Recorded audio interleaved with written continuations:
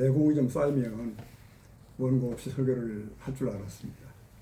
근데 나이를 먹다 보니까 이제는 문맥조차도 잊어버리는 이제는 그런 상황이 발생을 하더라고요. 그래서 70년 뭐 그럽시다. 더 원고에 집착하게 되는 이런 기현상이 벌어지고 있어요. 네, 참 이상합니다. 오늘 잠시 사람을 아시다 제목을 하고요. 말씀 나누겠습니다. 네, 신천지 집단이 포교를 더 열심히 하고 있습니다. 코로나 이후로 더 깨어난 것 같은 열심을 가지고 지금 하고 있는데요. 이 사람들이 이제 비신자보다는 신자에 더 집중해서 또 교회로 들어와서 수수권 노릇을 한다고 하는 걸 우리가 알고 있습니다. 근데 이 사람들이 초기에는 천주교인들을 그렇게 많이 데려갔다고 합니다. 많은 천주교인들이 이제 신천지 안으로 들어가게 됐고, 근데 데려다 놓고 보니까 이 천주교 출신 교인들이 헌금을 안 하는 거예요. 헌금을. 돈이 안 되는 겁니다, 한마디로. 1,000원짜리만 딱 내요. 지금도 천주교는 그런다네요. 그래서 이 얘기를 천주교 신부님이 한 얘기니까 뭐 나름 일리가 있다고 생각을 합니다. 네. 사람을 그런 어떤 그 돈이나 이용 가치를 따져서 상대하다 보면 이제 별일이 다 생기죠. 그래서 뭐 달면 삼키고 쓰면 뱉고 뭐 그런 속담도 우리에게 있습니다. 그러면 하나님은 사람을 어떻게 상대하시는가 그 부분이에요. 하나님은 사람을 어떻게 상대하시나. 세상에 오신 하나님의 아들이신 예수님은 어떻게 하셨나를 보면 될 것 같습니다. 예수님은 사람을 어떻게 상대하셨을까요? 그런 면에서 오늘 본문 요한복음 말씀은 좀 특이하고 좀 중요하다라고 생각을 하게 됩니다. 여러분, 요한복음은 예수님의 생애를 이제 생애 서론을 다 생략한 복음서죠. 그래서 뭐 예수님의 탄생이라든가 또는 어린 시절 얘기는 언급이 전혀 없죠. 없고 바로 요한복음 펴면 바로 제자들을 부르시는 장면으로 시작이 돼요. 그리고 2장에 들어가면 이제 가나의 혼인잔치 유명한 그 일이 있고요. 거기서 예수님이 생애를 여는 첫 번째 기적이 있었습니다. 그리고 다음 장면은 이제 점프해가지고 예루살렘에 나와요. 예루살렘 성전을 방문하시고 화를 내시고 정화 작업을 하시는 그런 내용이 거기에 나옵니다. 이제 이때 경론이 벌어지고 많은 사람들이 이 장면을 목격하고 모여들게 되죠. 네. 근데 바로 그 장면, 거기서 그 사람들을 바라보시며 예수님이 특이한 말씀을 하신 거예요. 이 말씀은 바로 그들을 향한 주님의 관점이고 또 공생의 내내 사람을 보시는 주님의 어떤 그 기본 자세라고 생각을 합니다. 2장 24절을 다시 보면 이렇게 되어 있죠. 예수는 그의 몸을 그들에게 의탁하지 아니하셨으니 이는 친히 모든 사람을 아시며. 요걸 쉬운 번역 성경 찾아보니까 이렇게 되어 있어요. 예수께서는 모든 사람을 알고 계셨기 때문에 자신을 그 사람들에게 맡기지 않으셨다. 이렇게 되어 있습니다. 문제는 여기서 그 사람들은 누구냐는 거예요. 그 사람들에게 맡기지 않으셨다. 바로 앞 23절에 이렇게 되어 있습니다. 사람들이 예수님이 행하는 표적을 보았고 그 이름을 믿었더라. 표적을 보고 믿으면서 움직이기 시작한 사람들이 그들입니다. 네. 그들은 예수님이 행한 이적과 치유들을 보고 몰려온 사람들이에요. 지금 요한복음에는 생략되어 있지만 다른 복음서를 보면 갈릴리에서 예루살렘까지 주님 오시는 여정 속에서 많은 기적들을 행하시죠. 수많은 병자를 고치시고 뭐 귀신을 내쫓고 뭐 그래요. 그러니까 소문이 얼마나 많이 퍼졌겠어요. 그러니까 나사렛 예수는 기적으로 모든 병을 고치는 분이야. 이런 소문이 퍼졌고 봤고 등등해서 사람들이 모여든 겁니다. 그러니까 예수의 기적을 보았거나 체험했거나 그런 사람들이에요. 네. 주님은 그들을 경계하신 거예요. 그들의 믿음의 본질, 믿음의 정체는 기적으로 행한 것이다. 기적이 끝나면 언제라도 떠날 수 있는 준비를 갖춘 사람들이라고 보신 거죠. 여러분, 여기서 우리가 다 알지만 이런 원리를 다시 한번 확인하게 됩니다. 신앙은 눈에 보이는 것으로 이루어지면 그 한계가 있더라는 거예요. 이적을 보고 믿는 신앙은 늘 불완전하죠. 어떤 신비 체험에 의존하면 위태합니다. 그래요. 체험과 기적을 통해 세워진 신앙은 언제나 조심스러워요. 사람의 시선각은 믿을 수 없는 연약함이 있지 않습니까? 우리가 보았다, 들었다, 느꼈다 이런 것들이 얼마나 약한지를 우리가 알고 있습니다. 네. 체험을 따라 믿은 사람은 체험이 사라지면 그들도 사라지는 일이 많습니다. 주님도 그것을 아셨기에 기적을 보고 믿는다는 사람들을 이렇게 경계하신 적이 있어요. 요한복음 20장 보면은 너는 나를 본고로 믿느냐? 보지 못하고 믿는 자들이 복되도다. 아시죠? 네, 부활하신 주님이 도마에게 경고하신 말씀이죠. 나를 보지 않고 믿는 사람들이 복이 있다고 하셨어요. 사도 바울도 같은 맥락으로 믿음의 원리 이렇게 말씀한 적이 있죠. 로마 10장 17절. 믿음은 들으면서 나고 들음은 그리스도의 말씀으로 말는다. 그러니까 믿음은 결국은 말씀으로 이어집니다. 그러기에 우리 신앙의 기초는 기적이 아닙니다. 체험이 아닙니다. 체험은 유익하고 필요하죠. 그러나 정답이 아닙니다. 네. 모든 이단들의 교주들의 공통점은 그들만의 체험으로 이어져요. 우리의 신앙의 기초는 그래서 하나님의 말씀이고 그 말씀을 기반으로 믿음이 세워져야 한다는 것이죠. 자, 우리는 6, 70년대죠. 한국교회 급성장기를 겪어온 기억들이 있습니다. 그때는 특히 가시적 성령 체험들이 많았죠. 네. 골짜기마다 기도원이 있고 교회마다 부흥회를 했습니다. 추억이 있으시죠? 네. 그래서 부흥회 때마다 방언, 예언, 입신, 치유라는 사람들이 그렇게도 많았습니다. 저희 고향교회에서는요, 동네 한 아주머니가 부흥회를 구경하러 왔습니다. 아기를 업고 등에 업고. 물론 불신자예요. 아기를 업은 채 산바퀴 들여다보다가 이 양반이 방언을 받은 거예요. 네. 확 놀라가지고 집에 뛰어가서 이불을 덮었었는데 이불 속에서도 방언이 나오더래요. 네. 자, 그렇게 기적이나 체험이 많았습니다. 그래서 그 시대에 교회는 양적 급성장을 가져와 왔어요. 많은 사람이 들어왔습니다. 하나 그때 그렇게 들어온 교인 중에 믿음으로 함량 미달인 분들도 많고 또 교회를 떠나거나 나중에 문제를 일으킨 분들도 제법 많아요. 네. 그래서 한국 사회 속의 교회의 질에 관한 논란이 시작된 것이 바로 그때라고 생각을 합니다. 자, 누구의 믿음이든지 말씀보다 기적을 더 선호하면 그 신앙은 뿌리가 견고치 못한 나무와 같다. 주님은 그런 사람들을 믿지 않으셨다. 우리 주님은 기적에 근거한 믿음보다 말씀에 근거한 믿음을 훨씬 더 기뻐하십니다. 그리고 특히 본문에는 잘 보면은 많은 사람이 믿었다라는 기록이 눈에 띄어요. 많은 사람이 믿었다. 그러나 비록 다수라 할지라도 주님은 그들을 여전히 믿지 않으십니다. 숫자에 속지 않으시죠. 다수의 사람들에게 여론에 기대지 않으시죠. 근데 오늘 본문에서 더 주목할 것이 있습니다. 2번이나 반복되는데 주님은 사람을 아시다는 표현이 나와요. 특히 25절에서는 사람의 속에 있는 것을 아시다라는 표현합니다. 그래서 사람에게 기대지 않으신 거죠. 네. 그러면 과연 사람의 속에는 무엇이 있는가? 속담에 10길 물속은 알아도 한 길 뭐니까 사람 마음속은 모른다고 하잖아요. 네. 근데 주님은 다 아시죠. 타락한 아담의 후손들의 속내는 동일합니다. 그래서 예레미야 선지자는 사람의 마음을 지목하면서 누추하고 거짓되고 썩은 것이라고 설명한 적이 있습니다.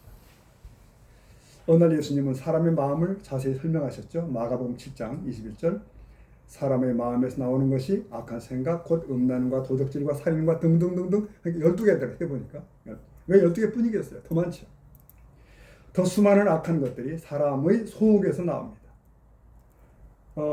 여기 우리 중에서는 옛날에 유명한 전도지 박분의 심정이라는 걸 기억나시는 분 있을 거예요. 박분의 심정. 그 그림이죠. 이 박분의 마음속에 얼마나 추한 것들이 많이 그려져 있는지 모릅니다. 그게 박분의 심정 전도지잖아요. 네, 그러한 사람의 마음의 상태를 예수님은 너무 잘 아십니다. 그래서 사람을 믿지 않으십니다. 자, 다시 정리하면 이렇습니다. 그날 사람들은 주님의 기적을 본고로 믿었습니다. 예수님은 그런 사람들을 믿지 않으셨습니다. 의지하지 않으셨습니다. 그날 많이 모였습니다. 그러나 주님은 그 숫자에도 현혹되지 않으셨습니다. 오히려 주님은 그들의 속을 다 알고 있다고 말씀하셨어요. 결국 사람은 예수님이 기댈 대상이 아니었어요. 예수님이 끝내 의존할 수 없었고요. 끝내 사람을 믿지 않으셨습니다. 자, 이제 그러면 문제는 우리입니다. 우리들은 특히 우리 목회자들은 사람은 어떻게 대해야 되나? 네, 그런 딜레마에 빠지죠. 우리도 사람을 믿지 말고 적당한 거리를 두고 이렇게 해야 되나? 근데 결국 목회는 사람하고 하는 거라고 말하지 않습니까? 근데 계속 그들을 경계하며 살아야 되는가? 이런 딜레마가 있어요. 근데 이런 그 의문을 단칼에 해결하는 귀한 장면을 요한복음이 또 보여줍니다. 여기 잘 아는 요한복음 13장을 보다 보면 1절에 이제 그런 말씀이 뒷부분이 붙어 있어요. 6월절 얘기를 하면서 예수님이 세상에 있는 자기 사람들을 사랑하시되 끝까지 사랑하시니라. 이 말씀이 있습니다. 자기 사람들을 사랑하시되 끝까지 사랑하시니라. 네, 보십시오. 사람들을 사랑하실 때 그 끝까지. 이날 6월절이고 주님은 지금 아시는 것처럼 마지막 만찬을 나누시는 그 상황이죠. 최후의 만찬. 그 자리에서 주님은 제자들 하나하나를 붙들고 이제 발을 쓰시는데 이 십자가에 달리기 얼마 직전이잖아요. 이 제자들은 조금 있으면 무너지고 다 도망갈 자들이에요. 다 배신자들입니다. 수제자 베드로까지. 유다뿐만 아니라 아무나 전부. 근데 이런 임박한 위기가 있음에도 불구하고 제자들은 여전히 뭐하죠? 여전히 갈등 중에 있죠. 누가 더 센가? 우리 중에 누가 더 높은가? 이런 거예요. 이게 사람입니다. 이게. 네. 목회하면서 계속 발견되는 건 자기를 높이는 문제. 이 문제로부터 자유로운 자를 본 적이 없습니다. 이게 사람이니까요. 네. 그래서 그렇게 참 좋으신 장모님인데 나를 무시해? 이 한마디가 다 뒤집더라고요. 방해를 뒤집고 교회를 뒤집었어요. 그렇게 될 수도 있는 게 사람이에요. 네. 목사는 말할 것도 없죠. 이게 사람의 모습입니다. 자, 주님은 그런 그들 앞에 주님은 무릎을 꿇고 발을 씻기 시작하는 거죠. 다 아시지만. 근데 이게 어떻게 가능한가? 지난 3년 동안 주님은 그들을 믿은 적이 없습니다. 믿지 않으셨어요. 그들을 기대지 않으셨어요. 대신 주님은 그들을 사랑하셨습니다. 그러므로 이렇게 끝까지 사랑으로 섬기시는 거예요. 또. 세족식은 제자들이 누가 잘났냐고 서로 다투는 가운데 행해진 사건입니다. 주님 말없이 쑥은 허리에 동이시고 대야에 물을 담아서 제자들의 발을 하나씩 씻으시죠. 그래서 이 말씀이 장엄합니다. 장엄해요. 세상에 있는 자기 사람들을 사랑하시되 끝까지 사랑하셨더라. 그 사랑의 방법이 바로 세족식이고요. 세족식은 영원한 사랑의 상징이 되죠. 네. 그러면 그 예수님이 낮아지시면 어디까지입니까? 수치스러운 형태의 달리기식까지 마지막 호흡을 주고 운명하시기까지. 그래서 주님은 만인의 구세주가 되십니다. 이것이 예수님이 사람을 대하시는 방법입니다. 사람을 상대하시는 방법이에요. 여러분, 예수님이 그 사람을 대하는 이 원리는 그러면 그분에게만 해당되는 것일까? 그분만 그러시는 건가? 네, 그분을 주님으로 섬기는 우리 모두에게 필요한 인생의 자세가 아닐까? 우리는 인생길을 가면서 얼마나 많은 상처를 받는지 모릅니다. 상처의 대부분은 사람과의 관계에서 오죠. 우리 애완견한테 오는 거 아니잖아요. 사람입니다. 교도소에서 2년을 있다 나온 친구가 있습니다. 억울하게 얽혀서 들어갔다, 이 친구가 목회자인데. 그가 징벌방 얘기를 하더라고요. 독방 얘기를 하는 겁니다. 홀로 있게 하는 그 벌이 가장 무서운 벌이라고 얘기했어요. 그러고 보면 사람이 홀로 있지 않고 더불어 산다는 것은 참 중요합니다. 참 필요합니다. 그러나 그 더불어 같이 있다는 것이 참으로 어렵기 그지없습니다. 네. 분노와 상처와 갈등이 다 그로 인해 발생하죠. 그럼 이 문제를 어쩌면 좋습니까? 오늘 우리 예수님이 사람을 대하는 자세를 다시 살펴봅니다. 그것은 어쩌면 놀라운 대인관계의 어떤 원리일 수도 있겠다 싶어집니다. 주님은 사람들을 믿지 않았습니다. 기대지 않았습니다. 대신 사랑하셨어요. 끝까지 사랑하셨습니다. 그래서 인내하고 용서하고 보듬을 수가 있었다는 거죠. 사람은 참 불완전합니다. 그런데 그 불완전한 존재를 자꾸 믿는 데서 사달이 납니다. 사람은 사랑해야 될 세상일 뿐이거든요. 우리가 참으로 그렇게 할 수 있다면 우리의 만남과 또 우리들의 세상이 참 편안하겠다 싶은 생각이 듭니다. 얼마 전에 한 일간지에 작은 칼럼을 봤는데 일본의 한 마을 얘기예요. 근데 그 마을 사람들이 특이하게 장수한다 해서 그 신문이 나온 겁니다. 근데 그 원인을 조사해 보니까 신기하게도 이웃과의 관계 때문이라고 분석이 되어 있어요. 그들은 너무 친한 것도 아니고 그러고 하면 너무 믿지도 않는다는 거예요. 네. 그 사람들은 어떤가? 길에서 만나면 누구나 반갑고 잘 지내요. 하지만 그 이상은 아니라는 거예요.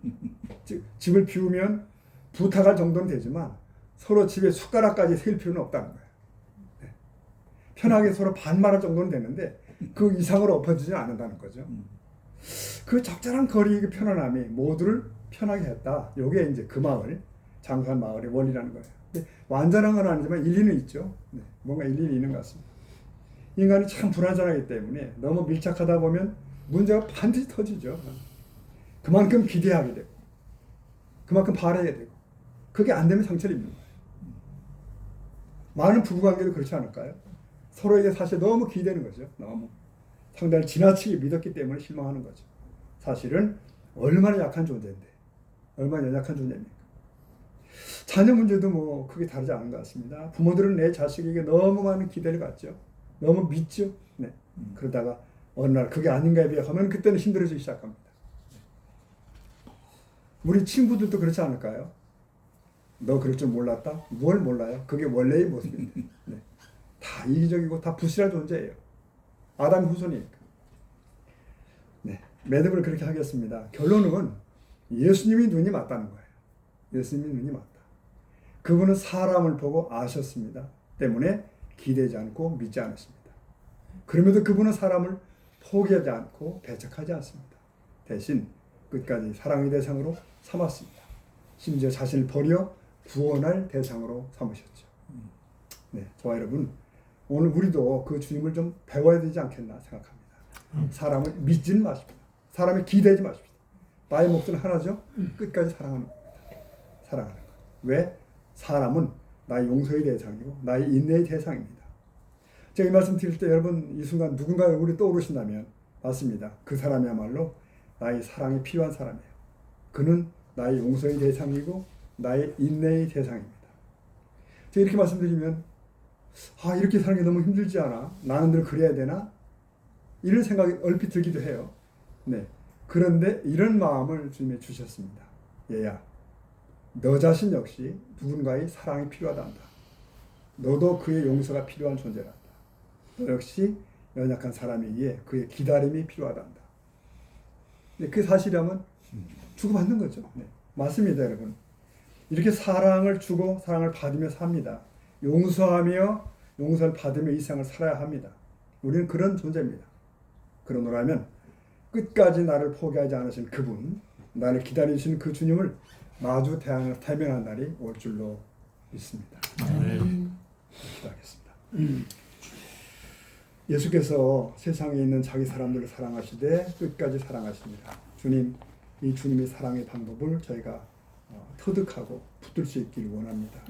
이 땅을 사는 동안 그래서 사람으로 해서 너무 상처받지 않게 하시고 오히려 보듬을 수 있는 그런 주님의 마음을 저희도 갖게 하여 주옵소서. 예수님의 이름으로 기도합니다.